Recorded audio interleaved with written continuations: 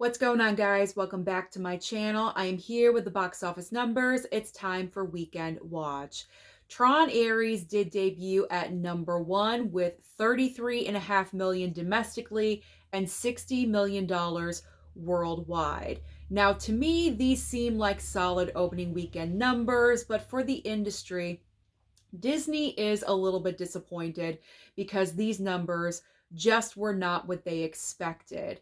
And I think the reason why is because Tron is a well-known franchise. There's two previous films. So Tron Ares absolutely already had the built-in nostalgia. So what happened with Tron Ares? Why didn't this movie open up just a little bit larger for Disney? I think we can all see the writing on the wall. It's Jared Leto. And I hate to say that because Jared Leto is a talented actor. He won an Academy Award for a reason. However, the stigma and failure of Morbius is still following him. And for some reason, whenever Jared Leto stars in movie projects that go to the box office, they do not perform well, at least recently. And so therefore, because Jared Leto is the face of Tron Ares, and also I do want to say Tron Ares very much is an ensemble cast. It's not all about Jared Leto, but as far as promotion, I really do feel that Jared Leto was the face of this movie. And so because people just aren't really jonesing to see a project with Jared Leto, I think that's the main reason that people stayed away. So that is very unfortunate. We'll see what happens as the weeks progress, but it's not an amazing start for Tron Ares. Now let's talk about the rest of the top five. Second and third place. Second place is Roofman with only $8 million this past weekend. I went to go and see this film on Friday, so I am going to encourage you just a little bit because this is a film that I really don't want you to miss out on. Now, when I saw the trailer for Roofman, I kind of got the impression that this was going to be more comedic, but the film really surprised me because this film takes you on an emotional journey that you are not expecting. Channing Tatum in this film really proves how great of an actor he can be. I feel like that's very rare for him, and this was one of those roles that was vital for his career moving forward. I really appreciated his acting in the film. Kirsten Dunst is also amazing as well. And so I highly encourage you to go and check out Roofman at your local movie theater. It is well worth your time and also the money. It's one of the biggest surprises of the year. It's a fantastic film, so don't miss it.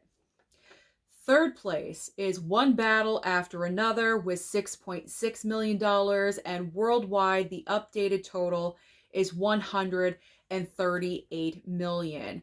Now, this is most likely going to be a loss for Warner Brothers, unfortunately. However, for Paul Thomas Anderson, this is the biggest moneymaker he's ever had. So this is absolutely good news for him moving forward into award season. Fourth and fifth place. Fourth place is Gabby's Dollhouse with $3.3 million, and the worldwide total has not even reached $50 million. It is at $46 million. And rounding out the top five, in fifth place is Soul on Fire. I am personally not familiar with this film, but it did bring in $3 million. Let's talk about the brand new films that you can expect at the box office this coming weekend. What is going to shake everything up? We have three major brand new releases. We have The Black Phone 2, After the Hunt, and also Good Fortune. Again, great variety at the box office. We have a horror film. We have kind of like a like you don't know who to trust kind of movie, He Said, She Said with After the Hunt. And we also have a comedy with Good Fortune. Now, personally for myself, I want to see all of these movies. They all look fantastic to me, all great experiences.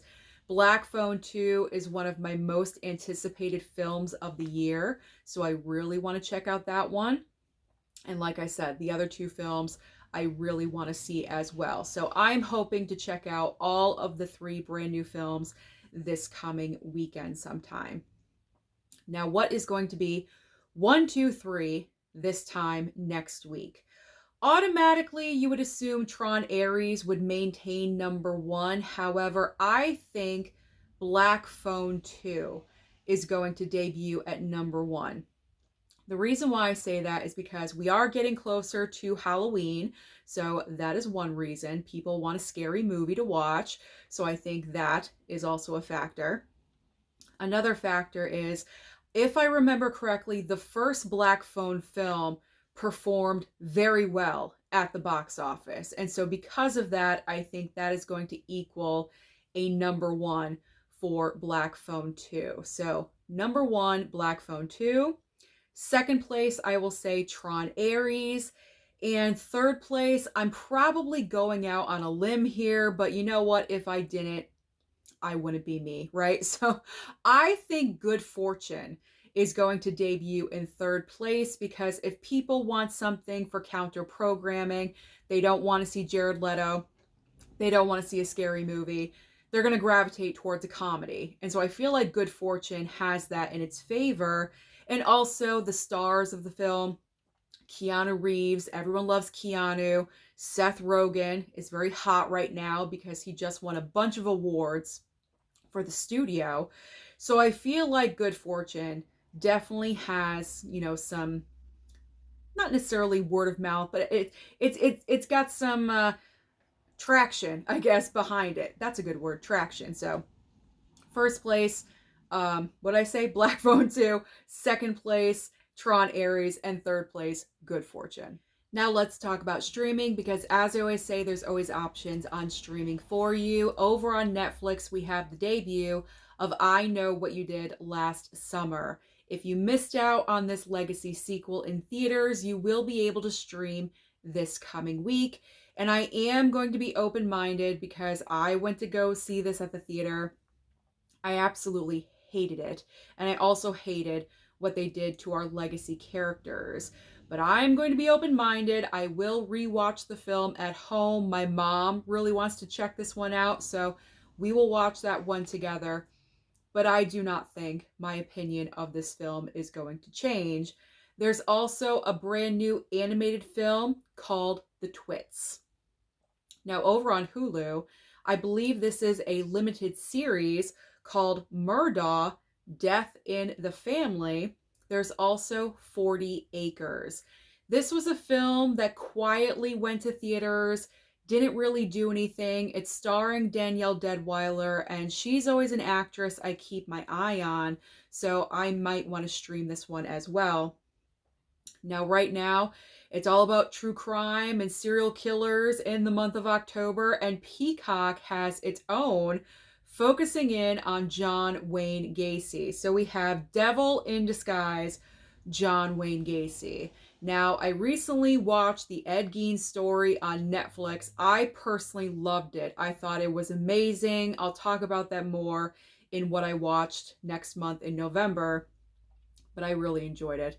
I'm a girl that loves true crime and serial killer stories, and so John Wayne Gacy, I know who he is, but I'm not really totally familiar with all of his crimes, and so I will most likely watch this limited series as well. On Apple TV Plus, man, I know I say this every single week, but Apple TV Plus has been putting out some banger content in the past couple of months. We have a brand new docuseries called Mr. Scorsese. Obviously, all about Martin Scorsese, one of my favorite directors, if not my favorite director. So maybe sometime in the future, I will be able to watch this. There's also the premiere of Loot Season 3. That is everything currently happening at the box office and also on streaming. So comment down below and let me know your thoughts about Tron Ares. What do you think happened here? Do you agree with me that it's the Jared Leto factor, or do you think something else hindered the film from reaching what Disney expected financially? Don't forget to like and subscribe before you leave, and I'll see you next time.